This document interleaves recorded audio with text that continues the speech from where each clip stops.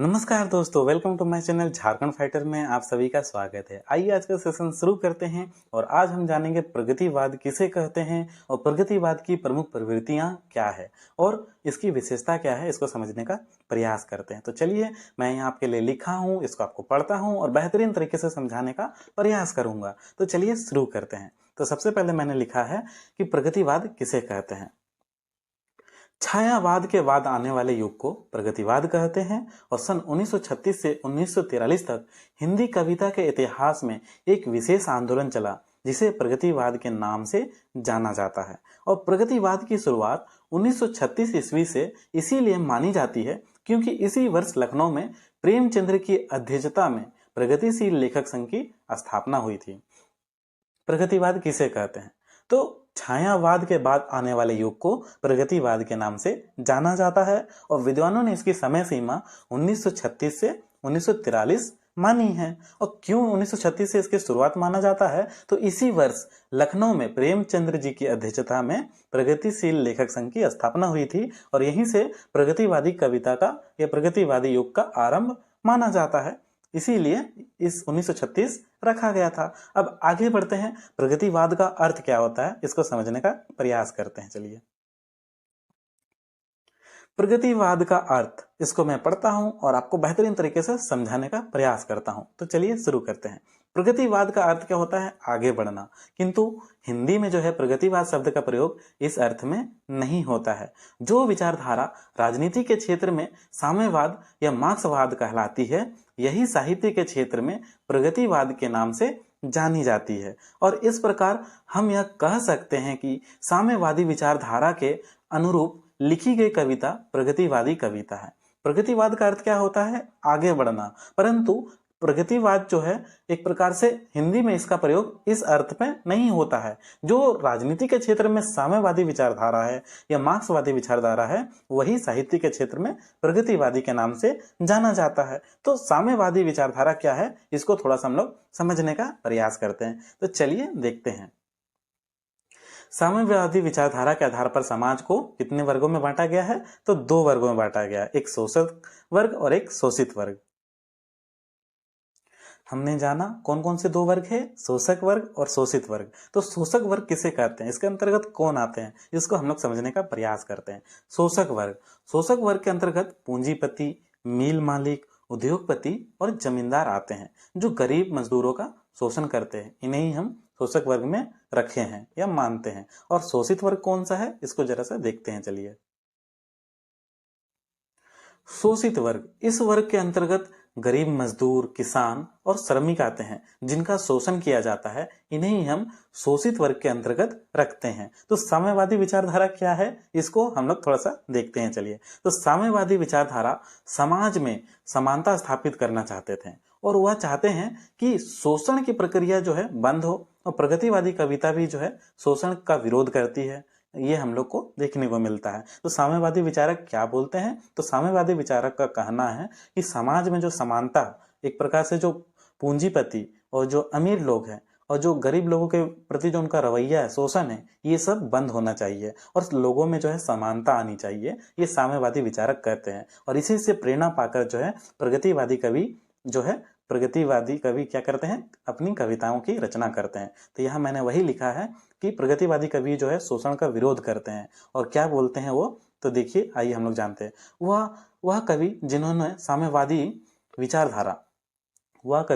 साम्यवादी विचारधारा से प्रभावित होकर काव्य की रचना की है, उन्हें ही हम प्रगतिवादी कवि के रूप में जानते हैं या मानते हैं। तो इसमें जो है सबसे प्रमुख कवियों का नाम कौन कौन सा है, चलिए देखते हैं। तो सबसे प्रमुख में जो है केदारनाथ अग्रवाल जी आते हैं, नागार्जुन जिनका वास्तविक नाम वैद्यनाथ मिश्र है, ये आते हैं। फिर शिव मंगल सिंह सुमन, इनका भी प्रमुख नाम प्रचलित है इस समय। इसके बाद हमारे त्रिलोचन, जिनका वास्तविक नाम वासुदेव सिंह के नाम है और त्रिलोचन के नाम से इन्हें विख्यात थे और इन्हें जाना जाता है। इसके बाद राघेय राघव का नाम भी उल्लेखनीय है। इसके अलावा जो है सुमित्रा नंदन पंत, सूर्यकांत त्रिपाठी निराला, इसके बाद आपका रामधारी सिंह दिनकर और नरेंद्र जो शर्मा है, आदि के रचनाओं में भी हम लोग को प्रगतिवादी कविता की एक प्रकार से प्रगतिवाद की झलक हम लोग को देखने को मिलती है। तो ये हमने जाना कि प्रगतिवाद किसे कहते हैं और प्रगतिवाद के प्रमुख लेखक और कवि कौन थे।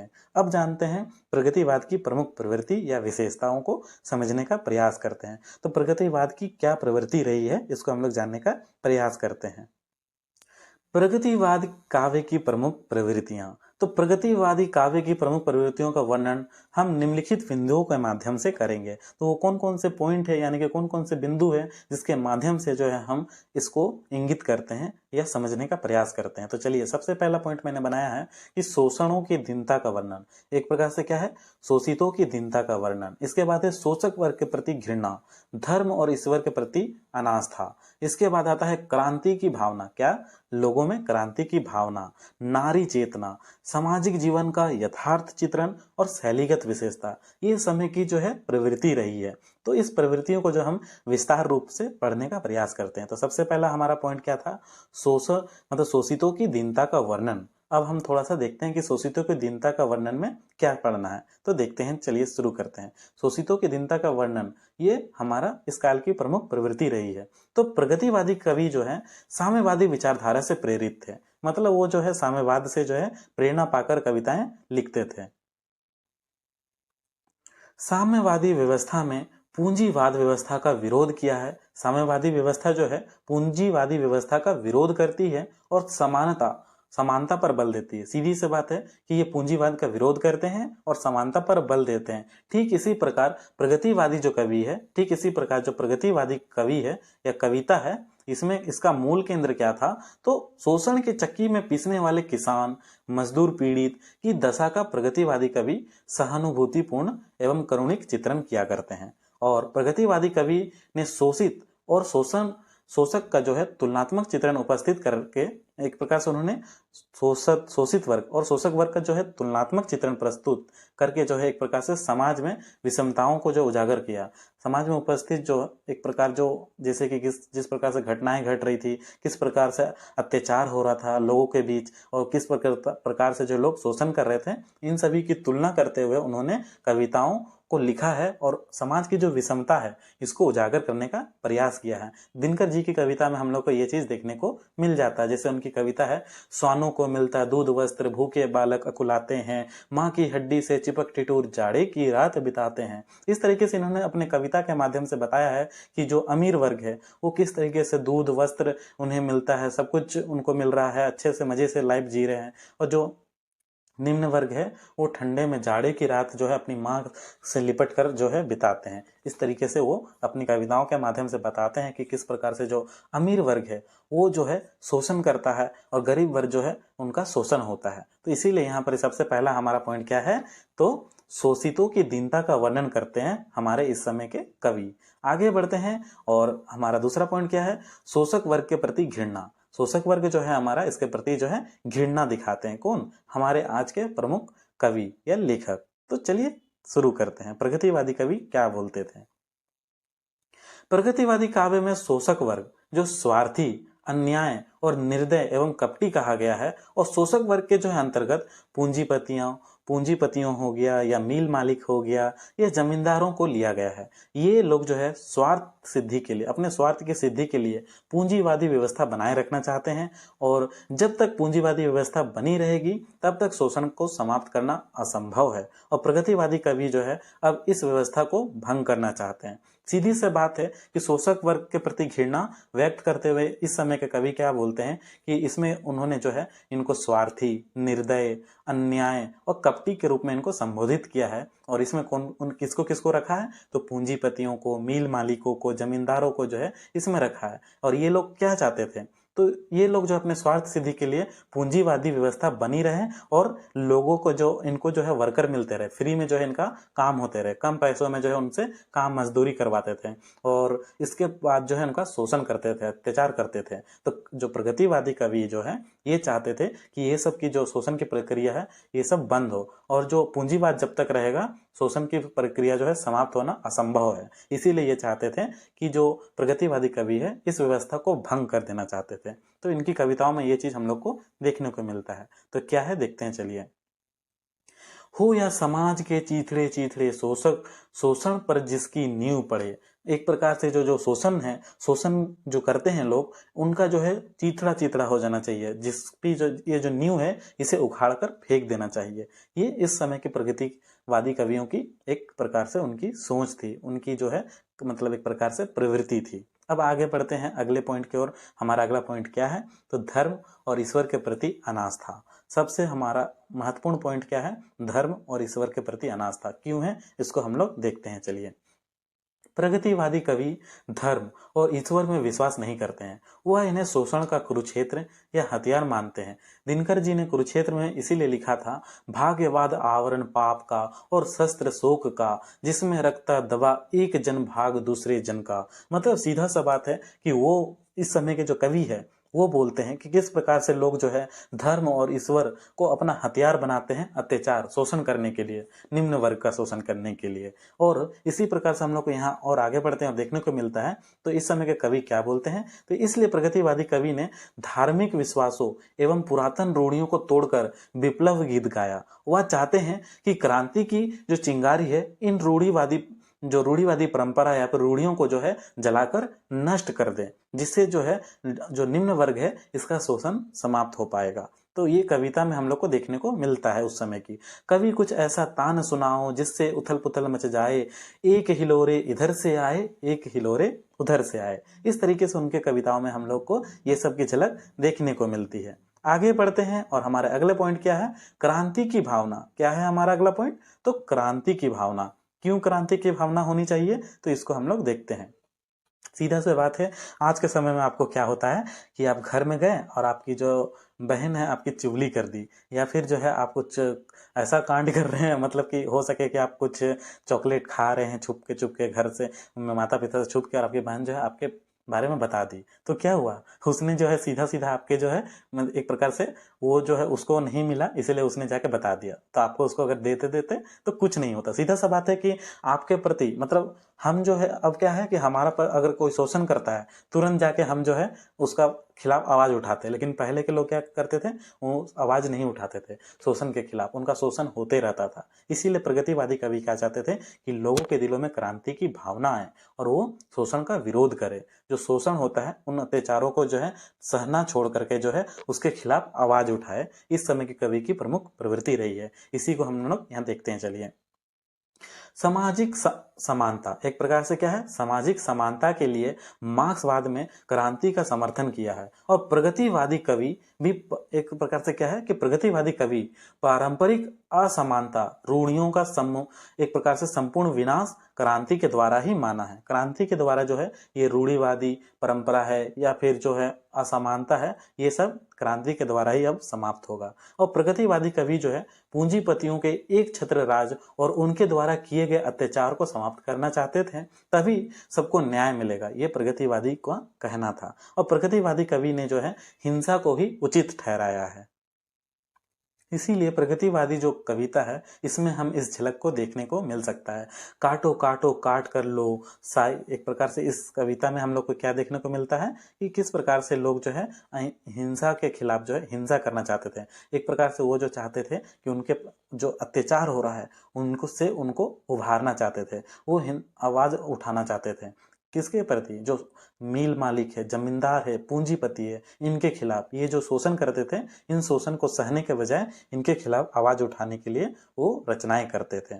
तो इसमें साफ साफ मैंने लिखा है, काटो काटो काट कर लो, साहित्य और कुसाहित्य क्या है, मारो मारो अहिंसा, हिंसा और अहिंसा क्या है। मतलब सीधा सा बात है कि प्रगतिवादी कवि जो है हिंसा को उचित ठहराते हुए यही कहते हैं कि काटो काटो काट कर लो, साहित्य और कुसाहित्य क्या है, मारो मारो अहिंसा, हिंसा अहिंसा क्या है। इस प्रकार से उनकी कविताओं में, इसके अलावा निराला जी की बादल राग कविता भी जो है इसी तरीके की कविता है, जिसमें हम लोग को देखने को मिलता है कि लोगों में क्रांति की भावना किस प्रकार से लाना चाहते थे कवि। आगे बढ़ते हैं अगले पॉइंट की ओर। क्या है हमारा अगला पॉइंट, देखते हैं। चलिए, नारी चित्रण इस काल की सबसे प्रमुख प्रवृत्ति रही है। इस युग की सबसे प्रमुख अवधारणा रही है, प्रवृत्ति रही है, विशेषता रही है कि नारी का चित्रण इस काल के कवि क्या करते हैं।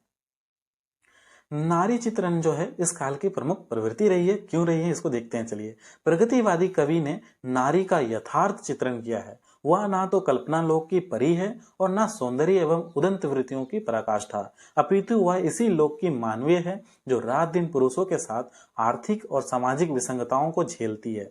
तो नारी चित्रण में क्या है कि इस काल के कवि चाहते थे नारी शिक्षित हो, नारी जो है समाज में उसका समान स्थान हो, क्योंकि नारी जो है पुरुषों के साथ जो है कंधा से कंधा मिलाकर चलना चाहती है और चलती है, क्योंकि जो नारी करती है वो पुरुष भी करते हैं, जो पुरुष करते हैं वो नारी भी कर रही है आजकल। तो नारी को जो है समाज में जो है समान स्थान दिलाना चाहते हैं कवि, जिससे जो है समाज शिक्षित होगा और समाज एक प्रकार से बेहतर बनेगा। इसीलिए जो है निराला की जो पत्थर तोड़ती जो हुई नारी है, इसका चित्रण उन्होंने अपनी कविताओं में किया है। उसको हम लोग देखते हैं, कुछ कोटेशन मार्क्स में मैंने वो कविता लिखी है। जैसे उन्होंने जो वह तोड़ती पत्थर देखा मैंने इसे इलाहाबाद के पथ पर, क्या है कविता, वह तोड़ती पत्थर देखा मैंने उसे इलाहाबाद के पथ पर, गुरु हथौड़ा हाथ करती बार बार प्रहार, सामने तरु मालिक अटलाती प्रकार। मतलब एक प्रकार से समझिए कि ये कोटेशन मार्क्स से पूरी कविता नहीं है, तो इसमें उन्होंने बताया है कि किस प्रकार से जो है कड़ी धूप में जो है महिला, एक प्रकार से जो एक औरत है अपनी बेटी को अपने गमछे से बांध करके मतलब गहरे धूप में जो है पत्थर तोड़ रही है, और उसके हाथ जो है उस पर छाले पड़ गए हैं, और फिर भी वो कमाने के लिए, 2 वक्त के पैसे के लिए जो है वो धूप इतने मेहनत का काम कर रही है, जो पुरुषों के समान काम कर रही है। इसी प्रकार से जो है हम लोग को देखने को मिलता है कि नारी का जो चित्रण है इस काल की कवि की एक प्रमुख विशेषता रही है। आगे बढ़ते हैं और अगले पॉइंट की ओर चलते हैं। तो चलिए हमारा अगला पॉइंट कौन सा है देखते हैं।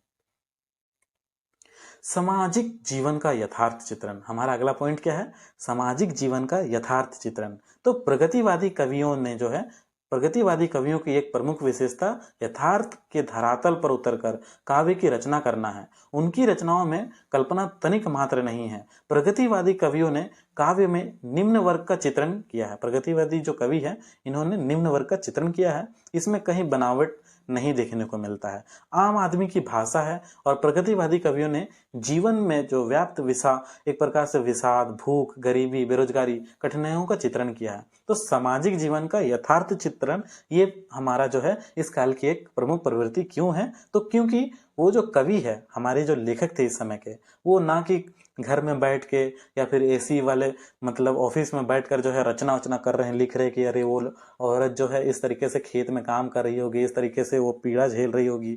तो ये किस हद तक सही है कि हम बिना देखे, बिना उस पीड़ा को महसूस किए हम जान जाएंगे कि किस प्रकार से उसको बीत रहा है, उसके हृदय पे क्या घटना घट रही है, क्या हो बीतते हैं उस मतलब निम्न वर्ग के लोगों पे क्या घटनाएं घटती है, उनकी बेरोजगारी, उनकी कठिनाइयां क्या है, उनकी भूख से कैसे वो तड़पते हैं, ये नहीं दिखता है। तो इस काल के कवि क्या किए हैं, धरातल पर उतरकर मतलब अपने घर से बाहर निकलकर इन घटनाओं को अपने आंखों से देखा और आंखों देखा सच्चाई जो है व्यक्त किया है, इसका चित्रण किया है। इसमें तनिक भी कल्पना का हम लोग देखने को नहीं मिलता है। तो ये इस काल की एक सबसे अनूठी प्रवृत्ति रही है, जो सामाजिक जीवन का यथार्थ चित्रण करना हुआ।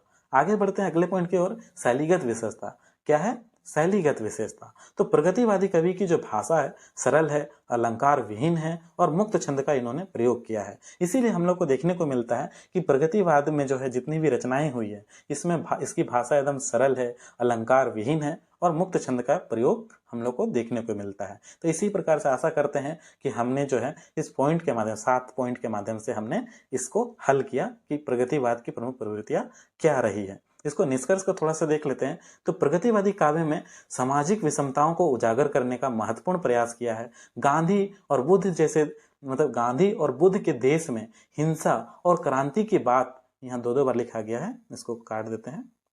क्रांति की बात किसी के गले नहीं उतरती, इसीलिए प्रगतिवादी काव्य की आयु कम रही, फिर भी कवियों के योगदान को कम नहीं माना जा सकता, एक प्रकार से योगदान को कम नहीं माना जा सकता, और इसीलिए जो है इस कवियों के जो है योगदान को भुलाया नहीं जा सकता। इस समय के जो कवियों का योगदान को हम भुला नहीं सकते हैं। सीधी सी बात है कि इस समय जो है हमारे भारत में क्या है, गांधीवादी और बुद्धों का देश है। बुद्ध जी इसमें जन्म हुआ था इनका। तो ये लोग क्या थे, अहिंसा को मतलब अहिंसा पे बल देते थे, अहिंसा को मानते थे।